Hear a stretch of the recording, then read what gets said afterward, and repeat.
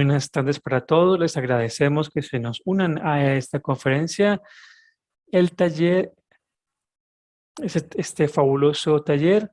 En nombre de los miembros del comité, les agradezco a todos por unirse a esta conferencia. Estamos muy emocionados en tener a dos oradores con gran experiencia en el tema de ESD y van a compartir sus experiencias en cómo podemos incorporar la sostenibilidad en nuestras áreas.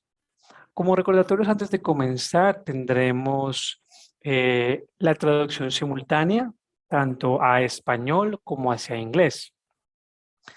Si prefieren escuchar en, en inglés, entonces coloquen el botón correspondiente para elegir el canal que ustedes quieren escuchar.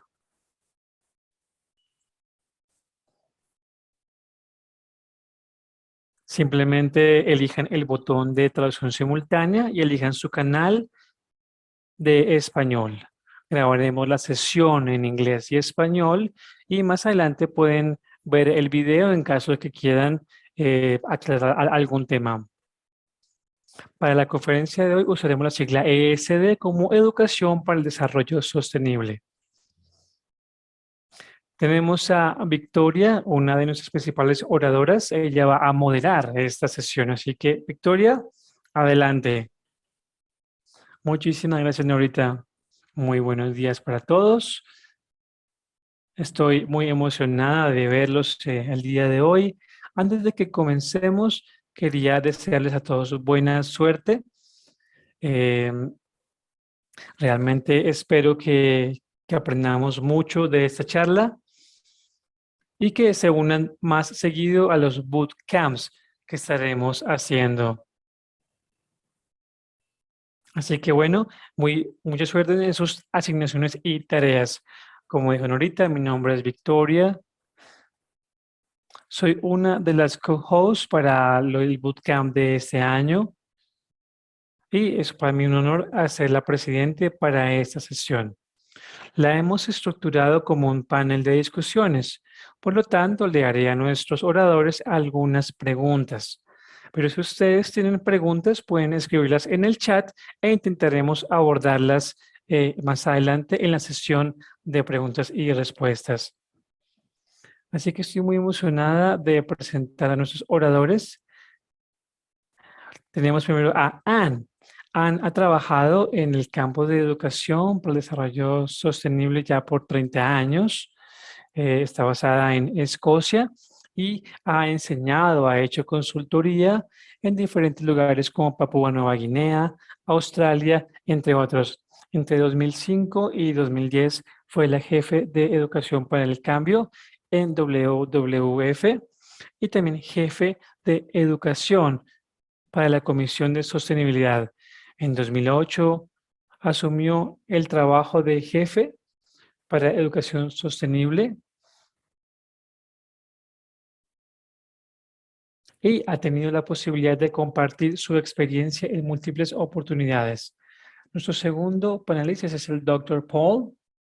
Dr. Paul está interesado en este campo de sostenibilidad y ha trabajado en África, trabajando en diferentes sectores a nivel multinacional y también a nivel gubernamental. Paul trabajó en educación ambiental rápidamente y ahora trabaja en la universidad donde trabaja como investigador para sostenibilidad en un contexto internacional. Así que también le damos la bienvenida al Dr. Paul. Quisiera comenzar por preguntarles a ustedes, por favor, que nos cuenten cómo fue ese primer contacto para involucrarse en la educación para el desarrollo sostenible. ¿Qué fue aquello que los impulsó a ser parte de ese tema? Entonces, comencemos contigo, Paul, por favor. Muchísimas gracias, Victoria. Hay dos partes para tu pregunta. La primera, ¿por qué me involucré? Realmente no pensé que la educación tuviera que cambiar cuando yo comencé. Pensé que simplemente tendría que evolucionar. En cuanto a por qué me involucré en este campo, esto viene a mí desde mi infancia, viviendo en un área rural. Tenía a mi gran amigo desde edad temprana y para esa época estábamos trabajando, estábamos jugando con los árboles, con las matas, con la naturaleza y y encontré a un artista de la naturaleza que realmente capturó lo que yo tenía en mi mente. Con este cuadro que él pintó, yo tenía una imagen de lo que yo quería ver en mi mundo, de cómo yo quería ver la naturaleza. Y, y yo siempre he estado pintando, he estado dibujando. De hecho, pensé que me convertiría en un artista de paisajes. Bueno, no lo hice, pero es algo que siempre me ha gustado. Entonces también tenía esta habilidad para enseñar. Me gustaba mucho la geografía.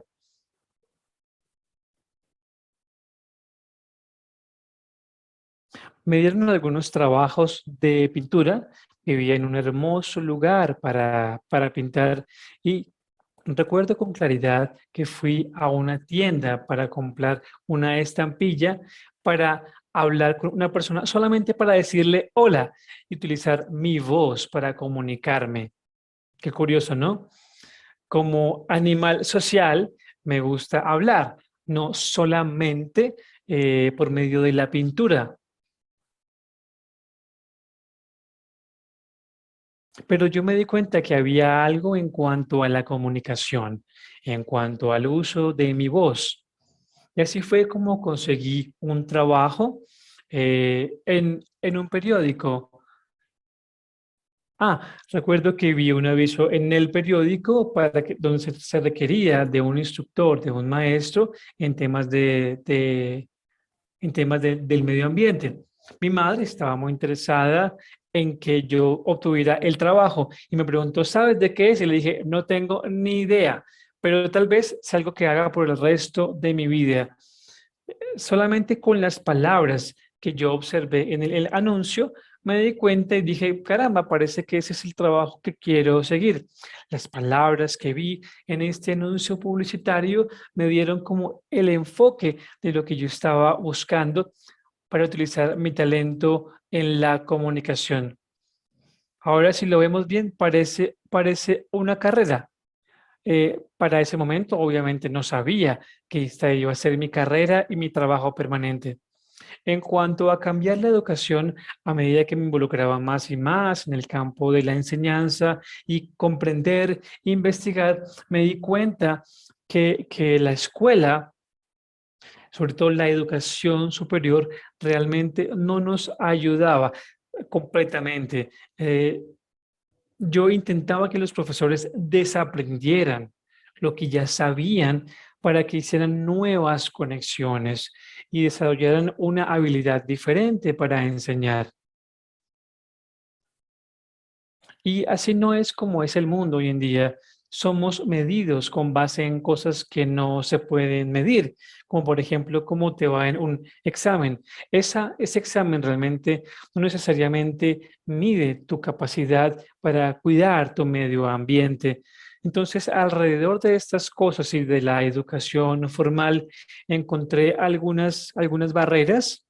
eh, el hecho de estar en este mundo y en un mundo sostenible. Eso me llevó y ese es como el comienzo de mi historia con la educación al desarrollo sostenible. Maravilloso, pues gracias por compartir tu historia. Creo que realmente compartes esa pasión por la enseñanza. Ahora voy a darle la palabra a Anne y también trae la misma pregunta.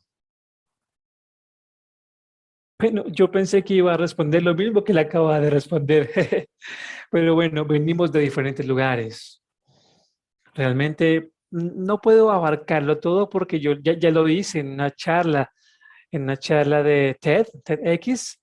ah, ahí coloqué en el chat el link a mi conferencia de TED, si la quieren revisar en otro momento. Debo contarles que yo tenía la habilidad en el sistema educativo.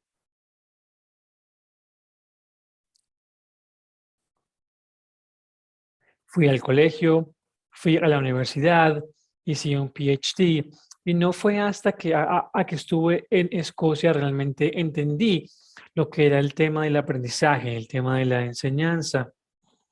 Hice un curso de 9 meses, un entrenamiento que no es un entrenamiento heurístico, completamente basado en la experimentación, en la práctica.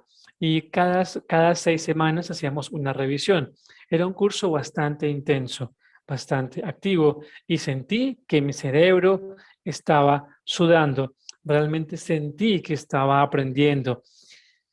Mis canales neuronales se estaban conectando y aprendí muchísimo. Tuve la gran fortuna de aprender y realmente involucrarme y sentir este aprendizaje. Y desde entonces llevo esto conmigo, llevo este punto de vista. Re- Realmente no fui formada como profesora, pero me convertí en profesora al viajar por el mundo.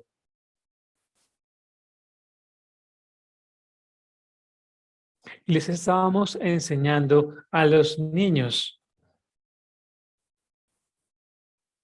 Había algunos profesores que no querían enseñarle a los niños sobre este tema. Sin embargo, yo levanté la mano, yo di un paso a la frente y dije, yo creo que puedo hacer algo diferente con ellos y me ha encantado desde entonces esta oportunidad, esta aventura. Así que yo creo que posiblemente hice algo positivo, pero no fue hasta que me convertí en consultora en Vancouver que me di cuenta que iba a ser lo siguiente. Por un lado, escribir artículos en cuanto a educación sostenible para los profesores, para que aprendieran sobre este tema, sobre diferentes indicadores, etcétera. Lo segundo que iba a hacer era enseñarle a los profesores cómo hacer algunas de las actividades.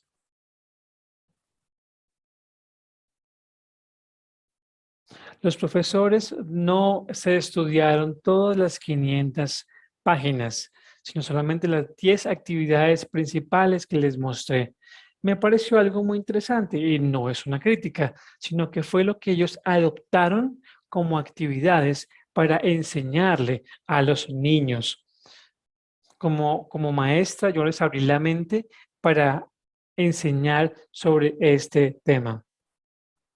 Luego me encontré con un libro escrito por Steve Sterling que se llama Educación para el Desarrollo Sostenible.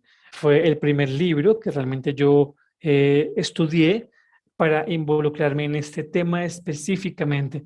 Y lo leí y dije, wow, esto es realmente lo que debo hacer, por lo cual estoy supremamente agradecida y afortunada por haberme encontrado con este libro. Lo importante aquí es soñar, soñar con lo que queremos hacer. Puede ser, puede ser SD o una forma de enseñanza en línea y que sea un aprendizaje profundo. Y tomé este trabajo donde pude combinar ambas habilidades, ambos temas. De repente, a partir de este libro de Steve, me di cuenta que estamos hablando de una transformación pedagógica. Esta fue mi experiencia temprana. Me di cuenta de la importancia de aprender y de la importancia de enseñar. Y a la final, se trata de lo que tú haces con tu aprendizaje, con tu educación.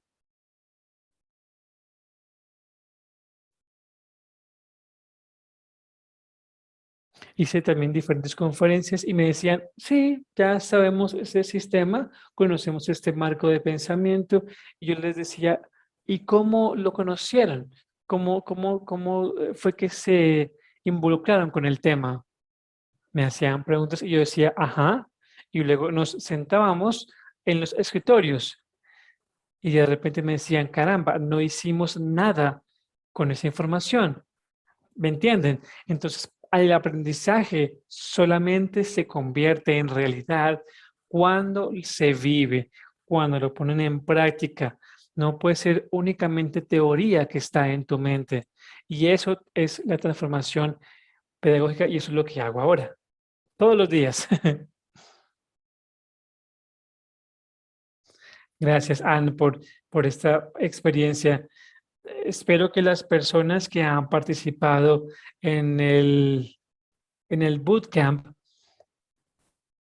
comprenden realmente el trasfondo de lo que estás intentando mostrarnos. Es una parte esencial. Reflejas todos los elementos y es maravilloso que escuchar de ti que eso esté ocurriendo. Vamos con la siguiente pregunta. En cuanto a transformación pedagógica, por favor, compártanos en cuanto a sus mejores prácticas en este tema de transformación pedagógica, ¿cómo la han podido incorporar en un entorno de enseñanza? Paul, si quieres comenzar tú.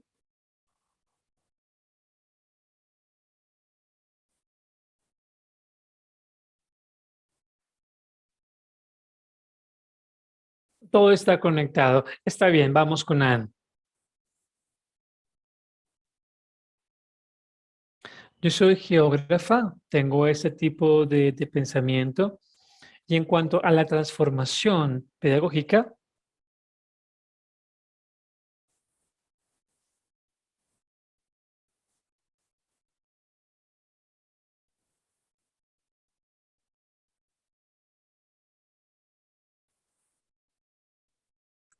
Es increíble la manera en cómo se formulan estas preguntas en primer lugar. Y creo que esto es importante y es esencial en especial en cuando se tiene que incorporar con esta manera de pensar, y eso tiene que ver específicamente con el manifiesto de la UNESCO y lo que significa realmente trabajar en conjunto. Hemos hablado mucho de cuáles son las perspectivas hacia el futuro y creo que es bastante positivo que esto es esencial, pero creo que las tres acciones de aprendizaje iniciales son esenciales para mí. Pero lo que me interesa en este momento es esta idea de abundancia, esta idea de aprender de esos aspectos negativos y realmente entender que estamos viviendo en un mundo con bastante abundancia. No necesariamente es algo a lo que le prestemos atención, sin embargo, vivimos en un mundo lleno de abundancia que creo que esto nos ayuda a liderar diferentes iniciativas. Y creo que es algo que tenemos que pensar en la NSD, es el cambio a nivel individual, a nivel de sociedad, a nivel ecológico y asimismo para saber cómo sucede y cómo es constante y cómo está a nuestro alrededor a todo el tiempo.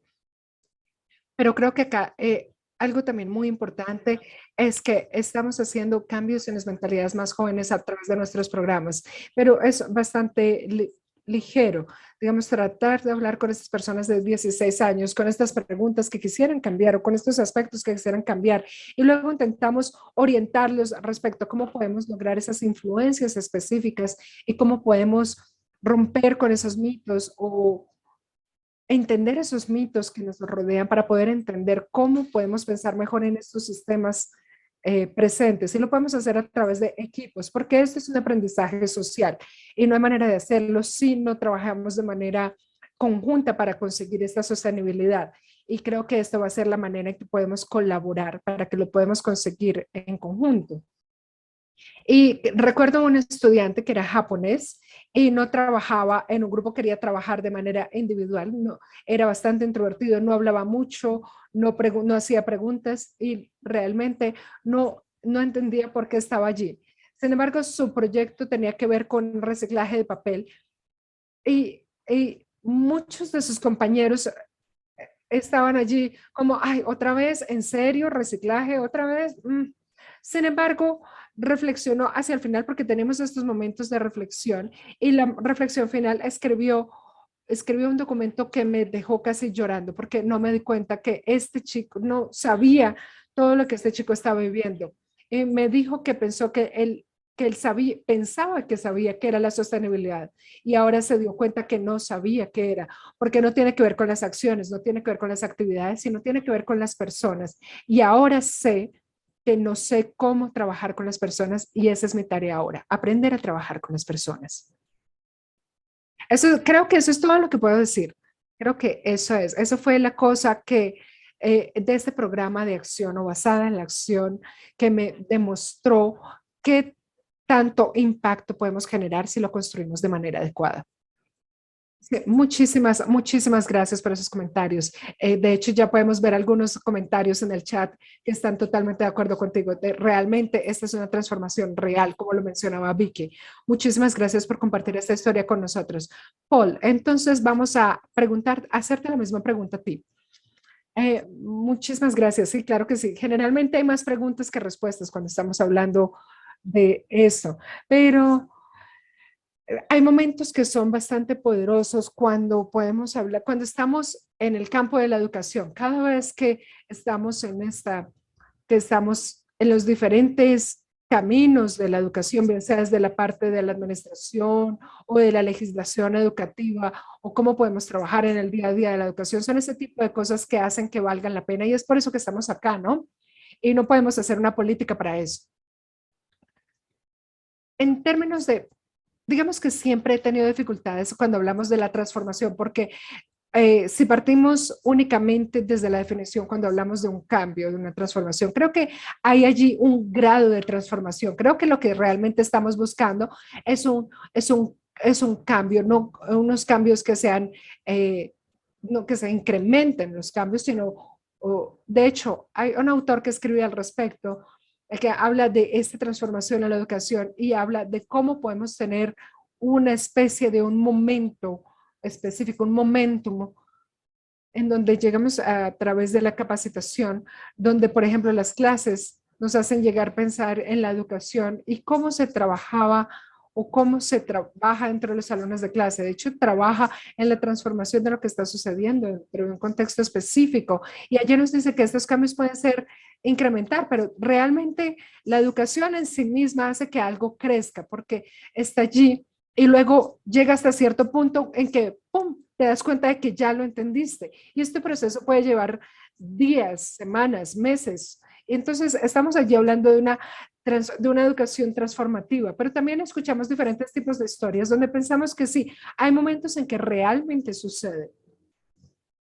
De hecho, recuerdo que, de hecho, no fue hace mucho, estaba escribiendo una investigación respecto a un proyecto que estamos desarrollando en Europa, que era más o menos con personas, con chicos del grado octavo, noveno, más o menos con 50 personas.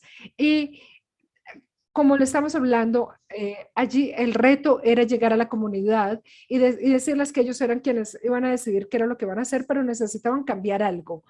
Y concepto de ser competente en la acción, para poder hacer eso, tenemos que tener la capacidad de tomar acciones, más no actividades, porque son dos cosas totalmente diferentes. Hay dos criterios aquí que debemos tener en cuenta para la acción.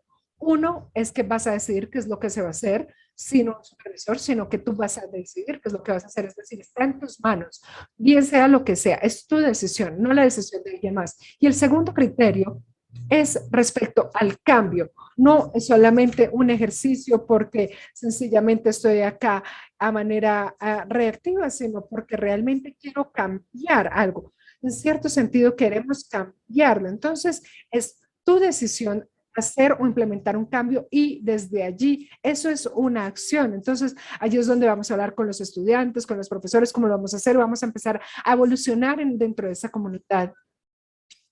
Y básicamente realizamos muchas entrevistas a lo largo del proyecto para poder llegar a esas reflexiones finales y allí nos dimos cuenta y fue muy interesante poder ver cómo muchas personas tenían dificultades con esto. De hecho, hubo alguien que dijo, de hecho me encantó, que decía que lo más difícil de este proyecto era ver cómo desaparecían los niños al voltear la esquina. Y estaban allí dentro del proyecto y luego ya no estaban allí bajo tu control. Y luego, digamos que tú eres el padre y tienes la autoridad legal y tienes que estar allí. Digamos que esto es esto es muy sensible en términos de hasta dónde llega este sistema educativo y hay mucho trabajo que tenemos que hacer allí, tenemos que ser responsables allí y cómo podemos llegar a esa irresponsabilidad o a ser menos responsables de lo que normalmente lo somos. Entonces, creo que esto tiene que ver con la intención respecto a cómo queremos transformar y cómo podemos empezar a soltar un poco. Pero en ese proyecto específico,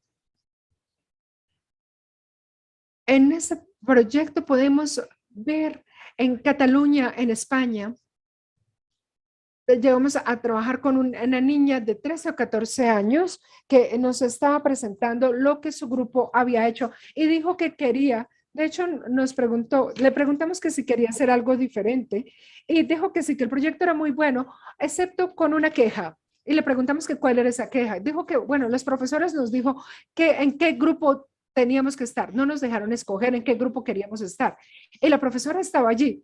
Y la profesora en ese momento dijo, no, no, no, no, no podíamos dejarlos escoger sus propios grupos porque si ustedes los escogían iban a escoger a sus amigos y habían muchas cosas que se van a quedar por fuera. Entonces la chica me volteó a mirar y nos dijo, si usted nos hubiera dicho cuál había sido el criterio, no hubiéramos dejado a nadie por fuera. ¿Por qué no confió en nosotros? ¿Por qué no confió en que no dejáramos a nadie por fuera? Y eso realmente fue un momento increíble porque básicamente yo quería hablar mucho más con esta niña después porque era increíble su nivel de conciencia. Y fue un momento muy, muy bueno porque estos estudiantes no me hablaban así antes. Eso fue lo que me dijo la profesora, que estos niños antes no me hablaban así, pero ellos ya ahora tenían esa conciencia, ese rol activo de respecto a qué se necesita hacer y cómo se les puede dejar hacer cosas. Entonces fue un momento grandioso. Para mí fue un momento totalmente transformativo, tanto para los niños como para los profesores, para el colegio en sí mismo, porque había un crecimiento allí donde había un respeto mutuo hacia la tarea de cada uno de ellos. Entonces creo que es importante hacerlo, tenemos que hacerlo para entenderlo. Y pueden haber muchas reflexiones al respecto. Y con esto, estos estudiantes puede que nunca lo hubiesen entendido si no se hubiesen visto embarcado en este tipo de proyecto. Y otro proyecto importante también el que trabajé fue en Venezuela. Me disculpo porque, y es una pena porque yo no hablo español y todos estos proyectos súper interesantes han sido en países de habla hispana. Entonces tuve que tener un traductor conmigo en todo momento. Y yo era parte de una ONG internacional donde estaba haciendo ciertos talleres en términos de educación para poder enriquecer el trabajo que ya ellos estaban haciendo. Y había un instituto allí de educación superior que estaba haciendo un proyecto piloto experimental donde una comunidad iba a recibir un grado en donde se viera cierta capacitación respecto a la lectura, lectoescritura y diferentes aspectos, diferentes capacidades. Y entonces llego a este pueblo que era bastante remoto. Entonces nos decían, miren, tenemos que ir allí, conocer a estos profesores que están haciendo un proyecto increíble y hace parte de su proyecto de graduación. Entonces fue allí y nos mostró qué era lo que estaban haciendo y cómo había un área que estaba totalmente desperdiciada, un área totalmente desagradable, estaba vandalizada, estaba llena de basura y decidieron entonces limpiar ese espacio y decidieron hacerlo un espacio de juego para niños. Entonces se convirtió en eso, en un parque para niños.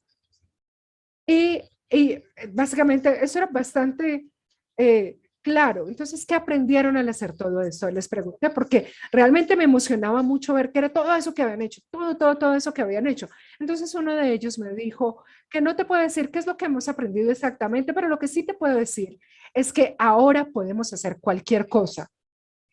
Y eso, de nuevo, eso captura la emoción del grupo, captura todo. Creo que eso es lo que todos estamos buscando, ¿no? Y, y hay muchísimas más historias.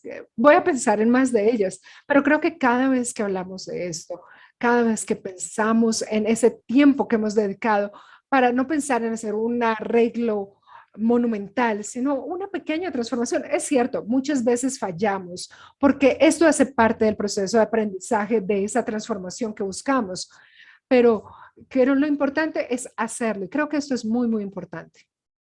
Wow, muchísimas gracias, muchísimas gracias. Hay muchísima energía en todo lo que nos mencionas y es sencillamente increíble. Muchísimas gracias a todos los participantes también por todos sus comentarios.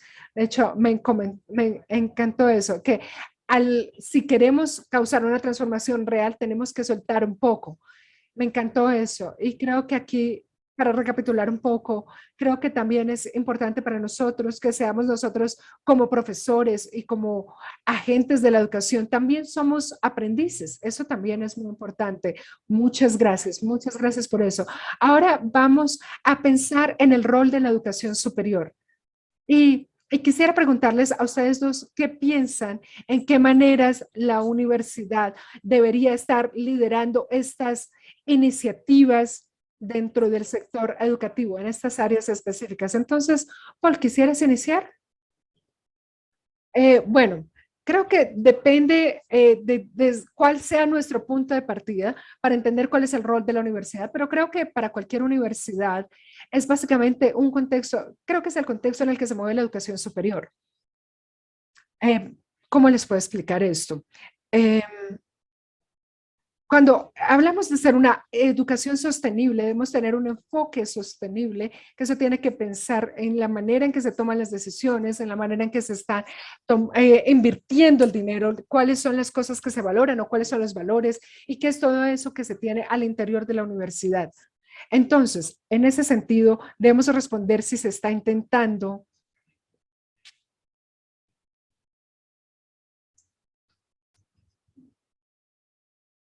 tenemos una universidad bastante sostenible. En la Universidad de Berkshire tenemos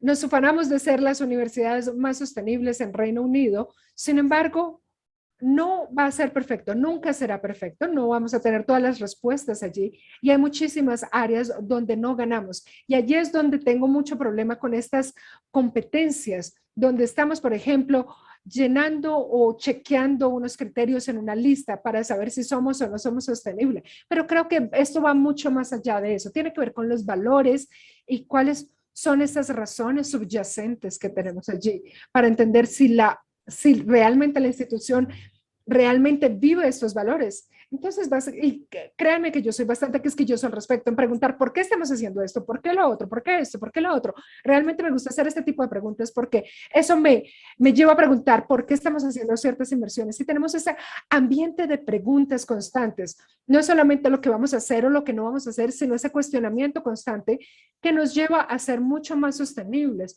porque siempre estamos cuestionando por qué esto o por qué lo otro, y eso nos ayuda a avanzar un poco más. Yo creo que eso es lo que tiene que ver con la educación sostenible y el desarrollo sostenible en sí mismo, porque no tiene un punto final. Si podemos definir ese desarrollo sostenible y en términos generales lo que es, creo que tendríamos que revisar mucho más atrás en la historia, porque eso es que no somos nosotros en nuestra naturaleza humana y nosotros compartimos este conocimiento y sí, somos inteligentes, pero no vamos a lograr ningún cambio porque es complejo y porque también tenemos increíbles motivaciones y egos que pueden llegar a ser conflictivos entre sí. Entonces, obviamente, no vamos a llegar a una solución única. Entonces, debemos continuar aprendiendo siempre. Es un proceso que no termine, que se tiene que llevar a la siguiente y a la siguiente generación. Y lo que es, y de así mismo, para entender qué es lo mejor. Cuando hablamos de esto, qué es lo mejor, generalmente hablamos de ser mucho mejor en términos de riqueza y en términos de la viabilidad, pero de nuevo, en nuestra universidad utiliza todos estos criterios de sostenibilidad en términos de ser sostenibles comercialmente. Y creo que todos nos reímos de esta ironía, porque nosotros somos estos precios para ser sostenibles y sí estamos allí, pero también hay otras cosas que tenemos que tener en cuenta para esta sostenibilidad, para poder ser, para este compromiso que tiene que estar allí.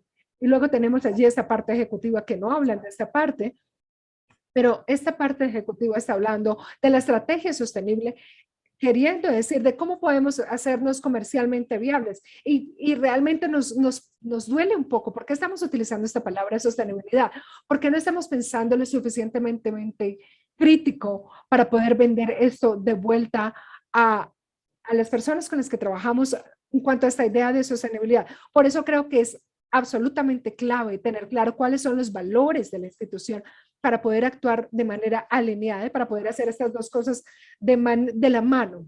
creo que este es un aprendizaje continuo y no es solamente sostenible en la parte comercial, sino tiene que ser sostenible de manera integral. Muchísimas gracias por esos comentarios. Muy bien, tenemos mucho que pensar allí, ¿no? Ahora vamos con alguien. ¿Nos parece ayudar con esta respuesta? Bueno, primero tengo que decir que no estoy dentro de la educación superior. De hecho, no vivimos muy lejos el uno del otro. Creo que vivimos a 3 millas el uno del otro, si no estoy mal. De hecho, me mudé. Me acabo de mudar, entonces creo que ahora estamos un poco más lejos. Pero sí, sí tengo que ver con la educación superior y de hecho acá trabajé con el Consejo de Financiación de la Educación Superior, que es básicamente un Dragon's Den, que es básicamente como un reality TV, un reality show, perdón, en donde tenía que presentar el por qué era importante la educación superior importante. Y aquí tuve que defender la idea del por qué es importante las transformaciones, especialmente para los jóvenes. Y aquí dije que todo estudiante debe tener la posibilidad de llegar a un proyecto educativo que llegue a algún punto de la educación universitaria. Que esto tenía que ver con un grupo disciplinario de diferentes catedráticos en donde hablaban de diferentes aspectos en donde estos estudiantes creaban sus propios proyectos de la misma manera en la que hemos venido conversando. Y el 71% de los 250 cancilleres y vicecancilleres que tenemos allí votaron a favor de esto, pero no lo han hecho. ¿Pero por qué no lo han hecho? ¿Por qué estos rectores de estas universidades o estos cancilleres, como los acabo de llamar, por qué no lo hicieron? Es porque hay un compromiso aquí implícito que tiene que ver con una idea respecto a la experticia y respecto a qué tanto se puede llegar a dividir el conocimiento y se puede llegar a entender. Y de hecho, el otro día escuché una frase que decíamos que tenemos una educación medieval que viene de una comunidad religiosa como de monjes y curas que está tratando de encajar en un mundo industrializado. Y tenemos en nuestro mundo del siglo XXI. Entonces, sé que no estoy diciendo la frase exactamente igual como fue dicha, pero sí sé que estamos tratando de encajar algo que ya no nos sirve en un mundo que tiene unas necesidades totalmente diferentes. Entonces, lo primero que tengo que decir aquí es que las universidades tienen que promover y extender y continuar con el trabajo y con la idea de los individuos y de las materias, dentro de las mismas materias, para llegar a un nivel de especialidad. Y en términos generales, no podemos invitar o no podemos reconocer esto sin entender el mundo en el que nos estamos moviendo. Las universidades están configuradas para entender cuáles son esas materias de trabajo, más no el mundo.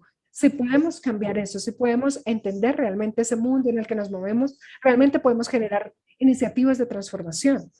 Pero también esto me hace pensar en el modelamiento de ese aprendizaje o esa idea que tenemos del aprendizaje.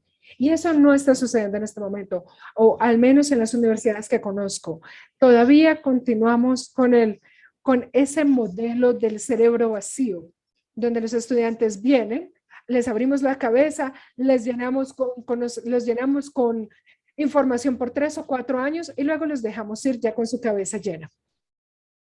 Entonces, la verdad es que no llegan con una cabeza vacía, ni siquiera un niño de 4 años tiene una cabeza vacía, por decirlo así, porque ya tienen experiencias, ya vienen con experiencia, tienen valores, tienen motivaciones, tienen sueños y aparte tienen capacidades o habilidades. Lo que necesitamos es apartarnos de ese modelo de la cabeza vacía hacia un modelo que esté basado en competencias para entender que cada individuo tiene ciertas competencias intrínsecas. Y si empezamos desde esa posición, tenemos modelos diferentes de aprendizaje y de enseñanza también dentro del espacio universitario. Y en tercer lugar, que creo que es el elefante en la habitación, que es que alrededor del mundo, no conozco cuál sea la estadística, los niveles actuales, y obviamente eso va a cambiar de país a país, pero en un punto en Reino Unido tenemos el 50% que todos los estudiantes de 19 años, creo que era en este momento 48%, tenemos estudiantes de 19 años en la universidad, pero este porcentaje va a cambiar de país a país. Pero la mayoría de las personas que van a la universidad o la de participación en este ambiente universitario está incrementando y podemos ver que estas estadísticas son cada vez mayores y generalmente le hago seguimiento a estos datos, pero también sé que hay mucha exageración por parte de los medios al respecto. Sin embargo, las universidades son un ambiente bastante elitista y muchas de las personas que son CEOs o que están en salarios, o perdón, en trabajos de altos salarios, son personas que tienen un diploma universitario. Y esto incluso en Reino Unido es incluso peor porque tenemos universidades élite, tanto como en Estados Unidos y en otros lugares. Pero también hemos escuchado como Boris Johnson, también han escuchado algo de Boris Johnson y de algunos otros políticos de mi país, que casi todos los miembros del Congreso o del gabinete de gobierno han ido a las universidades de Oxford, a la Universidad de Oxford. Y es allí donde se les enseña cómo deben gobernar. Allí se les enseña retórica y esa universidad nunca ha parado de enseñar la retórica. Y también, por ejemplo, la misma universidad a la que fue Boris Johnson, allí les enseñan cómo argumentar y cómo ganar debates. Y eso es algo que no nos está enseñando qué es lo que tenemos que hacer para la sostenibilidad. Entonces, realmente tenemos que pensar para qué nos sirve la universidad, quiénes están yendo a la universidad y cómo podemos operar y cómo podemos llegar a promover esta educación. Me disculpo porque fue un poco agresivo mi mensaje. No, no te preocupes, muchísimas gracias. Eh, no te preocupes, muchas gracias por eso que nos acabas de decir. Y estoy segura que todo esto nos sirve mucho. Hay un par de preguntas que vemos acá en nuestro chat. La primera es de Juan Antonio y nos pregunta hasta qué, cómo se ve este modelo de la cabeza vacía reforzado por los modelos industriales que tenemos hoy en día y para poder cumplir ciertos trabajos y cómo puede llegar a ser importante que la calidad.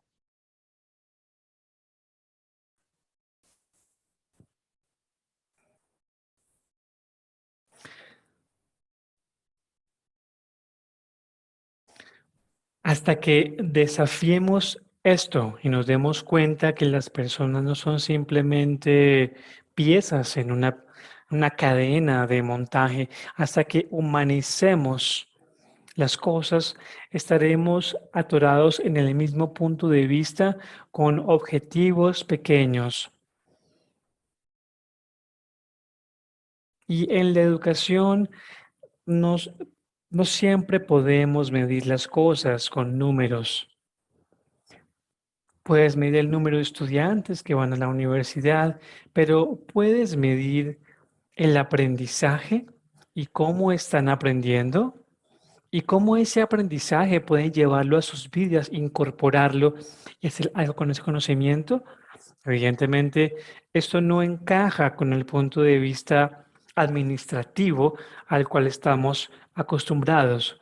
Espero que los políticos en la sala no se enojen conmigo. Creo que posiblemente compartimos un punto de vista muy similar. La educación tiene que ver con relaciones, tiene que ver con compartir. Habiendo dicho esto, tuve una conversación interesante el otro día con una persona donde hablábamos sobre la inteligencia artificial.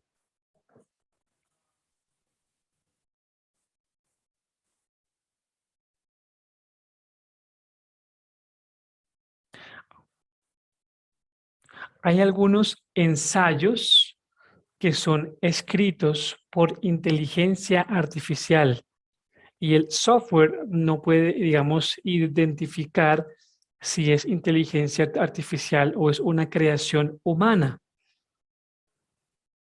Y aquí se abren muchas preguntas. Si esta actividad puede hacerla un computador, ¿qué necesidad tenemos de abordarla o aprenderla? Es una pregunta profunda. Y ahí tenemos un sistema educativo muy amplio donde las personas se están enfrentando a diferentes materiales de estudio.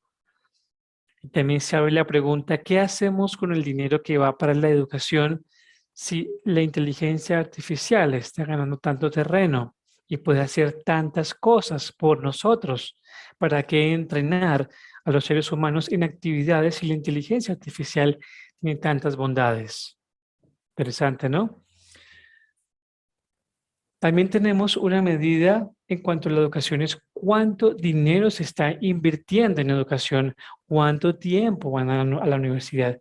Es una medida numérica, pero esta medida no nos brinda la capacidad de saber qué es lo que la gente está aprendiendo.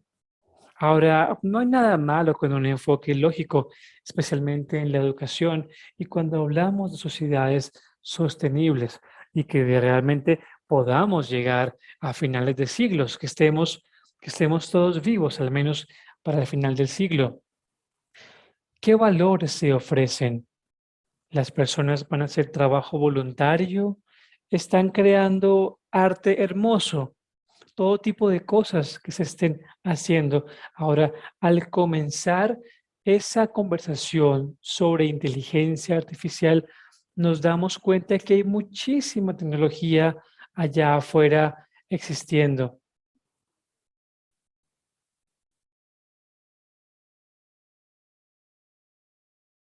Y es posible que no le demos la oportunidad a las personas de expresarse en sus campos de acción.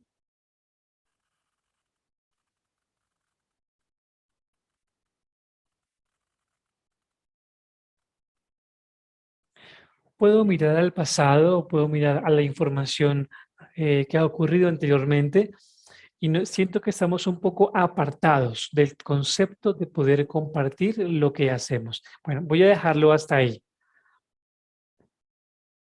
Gracias, Paul. Mientras hablabas, estaba analizando lo que mencionabas en cuanto a la forma en que medimos las cosas, los números que utilizamos para hacer estas mediciones.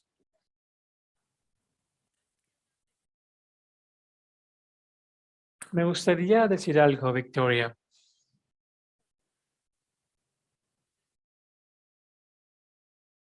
Victoria llegó a mí en 2010, 2011 más o menos, 2013.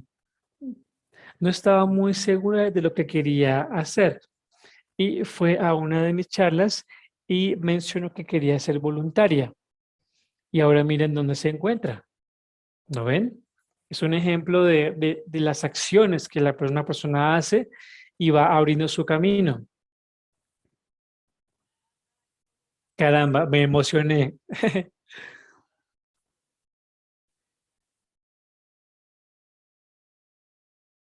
Este camino de la educación a lo largo de la universidad. Y aquí tenemos un comentario en el chat. Perdón, un comentario sobre Elon Musk. No olvidemos que el padre de Elon Musk tenía una mina, una mina de hierro, si mal no estoy. Entonces, no necesitaba realmente una universidad. Había una pregunta en cuanto a la universidad, en cuanto a estudiar en la universidad, en cuanto a lo que tú fuiste en Caracas. Creo que esta pregunta no la respondimos. Vamos a revisar. Está bien, Victoria, está bien, Ana. Esa fue la pregunta que iba a abordar justo en ese momento. En cuanto a las universidades que están adoptando este modelo por competencias.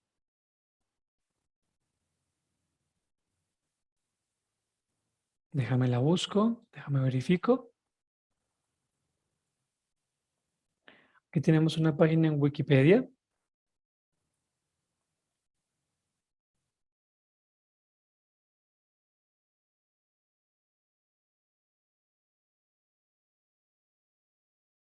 Esto fue aquí en 2001. No sé si aún aplique al día de hoy, pero tenemos una universidad experimental que está implementando este modelo de educación por competencias. Aún yo tengo este desafío hoy en día en las presentaciones de grupo y que el grupo sea calificado. Estaba en la ciudad de Birmingham, teníamos a un estudiante de un PhD, venía de Australia y estaba haciendo su PhD con su comunidad. Aparentemente no podía hacerlo con la comunidad, pero ella quería hacerlo de esa forma. Hay cosas que se pueden hacer, hay cambios que se pueden implementar.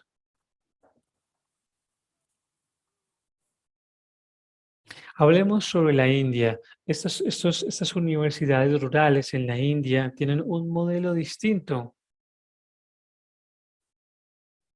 También ha existido un intercambio de estudiantes y profesores entre Londres y la India. Hacen diferentes estudios en estos dos lugares, sin importar cuál sea el curso, siempre tienen un proyecto comunitario. Eso va como parte del programa. Pueden haber diferentes actividades. Pueden trabajar en el área, sector de los diamantes o en bancos, pero siempre está ese aspecto comunitario que hace parte de su educación, un esquema de voluntariado, un esquema de acciones.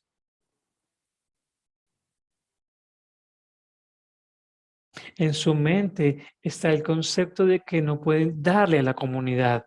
Por lo tanto, se implementa este programa para que rehabiliten esa capacidad de ayudar, esa capacidad de simplemente hacer un trabajo por hacerlo, sin estar pensando todo el tiempo en tu pago, en tu retribución.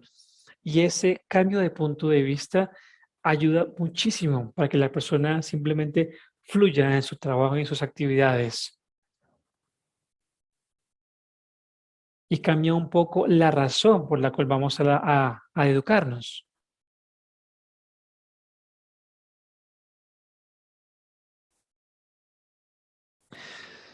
Ahora, cuando hablamos acerca de un sistema educativo a nivel administrativo, es demasiado frío, es demasiado dictatorial. Imaginamos que el aprendizaje ocurre de una manera rígida y sacar a un montón de gente, darle un montón de datos y ponerlos a trabajar. Eso es como lo usual, pero cuando entramos en el sector comunitario vemos que es completamente un enfoque muy diferente para ejercer la educación.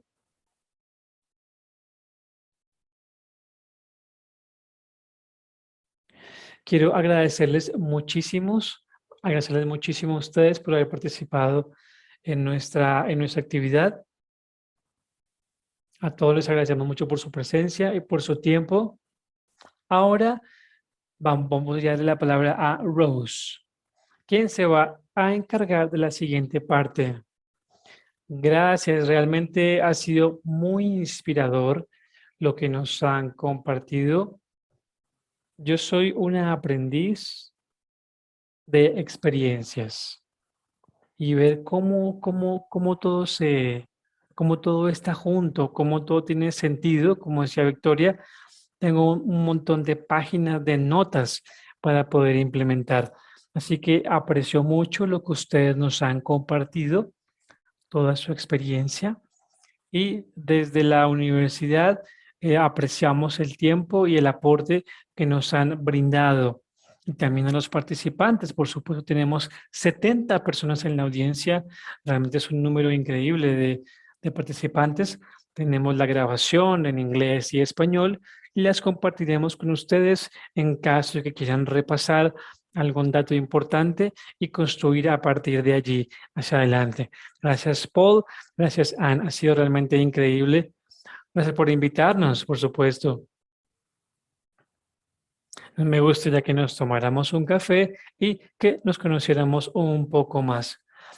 Ay, a mí me gustaría leer el español en los comentarios, pero no sé, no te preocupes, puedes colocarlo en el Google Translator para que tengas el concepto.